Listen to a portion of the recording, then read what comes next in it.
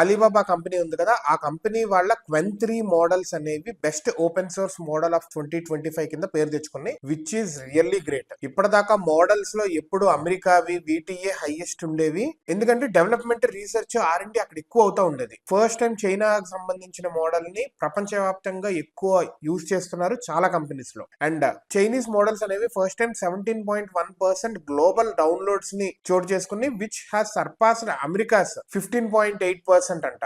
This is vague numbers ఏ కాదు, ఇది ఇచ్చింది MIT వాళ్ళు అండ్ ఆల్సో హగ్గింగ్ ఫేస్ వాళ్ళు, ఎందుకంటే మోడల్స్ అన్ని ఉండేవి హగ్గింగ్ ఫేస్ లోనే పెడతారు, అక్కడ నుంచి డౌన్లోడ్ చేసుకుంటుంటారు కాబట్టి. అండ్ అమెరికన్ కంపెనీస్ చాలా చైనీస్ మోడల్స్ ని, క్వెన్ ఇట్లాంటి మోడల్స్ ని వాడుకుంటున్నాయి. యాక్చువల్లీ ఇనిషియల్ స్టేజెస్ లో క్వెన్ అనేది ఫేస్బుక్ యొక్క లామా 3 యూజ్ చేసుకుంది.